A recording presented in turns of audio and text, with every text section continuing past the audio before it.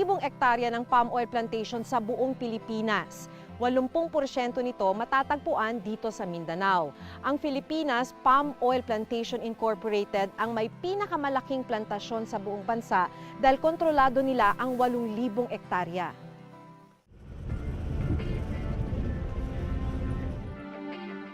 Saan pa yung opisina ng manager? Doon. Kaliwa po kami. Diretso po. Hi, I'm Maki Pulido po sa GMA 7. Hi.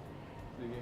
Tinungo namin ang planta ng Filipinas Palm Oil Plantation Inc. o FPPI sa bayan ng San Francisco. Dito aming nakausap ang Milling Department Manager ng FPPI na si Antonio Sison. Sa pahintulot na rin ni Ginoong Sison na bisita namin ang kanilang planta. Dito'y binabagsak ng mga truck yung mga bunga ng palm tree.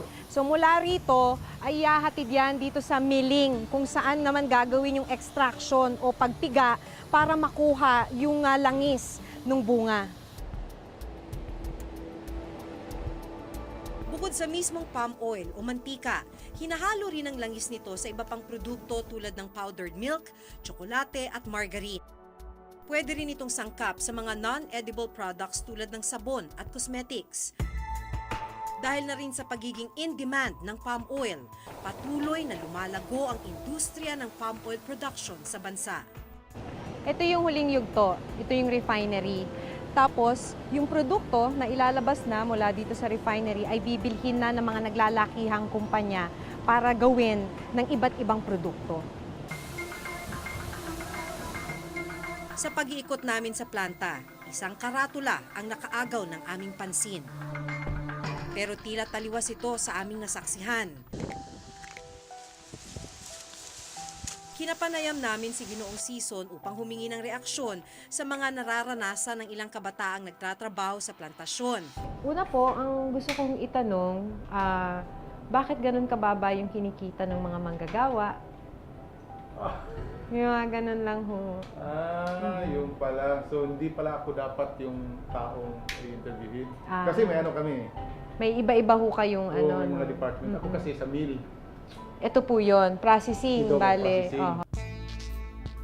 Kaya naman sa pamamagitan ng sulat ay hiningan din namin ng panig ang main office ng FPPI sa Makati.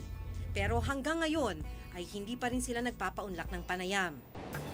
Ayon sa Philippine Coconut Authority, umaabot ng 10 bilyong piso ang halaga ng kalakalan ng palm oil sa bansa kada taon. Sa kabila ng bilyong pisong halaga ng industriyang ito, tila kakarampot naman ang kinita ng mga nagpapakahirap gaya ni na Christian at Jeffrey. Sinubukan ninyong ipaglaban na gumanda man lang ang sitwasyon ng mga manggagawa rito? Kung pakikipaglaban lang, ma'am, iba-iba ng paraan, ha? Yun lang, para talaga madinig nila yung ano ang hinaing ng mga tao.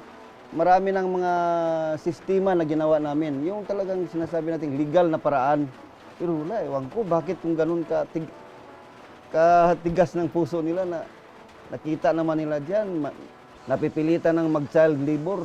Yung iba, yung mga anak nila, sinasama na para mas dumami pa yung kita nila. Dahil kung maabot pa lang sa sahod nila, hindi na siguro pipilitin yung mga anak nila sumama kayo sa area.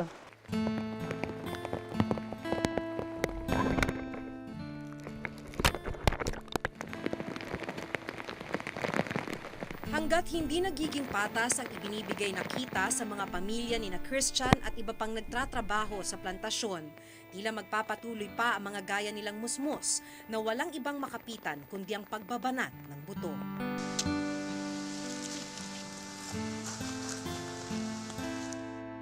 Gusto mo na bang tumigil? Gusto. Hindi ka naman daw pinipilit ng nanay mo, sabi niya. Ikaw lang talaga yung nagdesisyon na sumama sa tatay mo. Ako ra gyud kay kulangon ra man ang kuan. Sa balon po na sa eskwelahan, kulangon na po sa mua. Anong gusto mo? Dire gyud ni padulong akong kuan, trabaho sunod.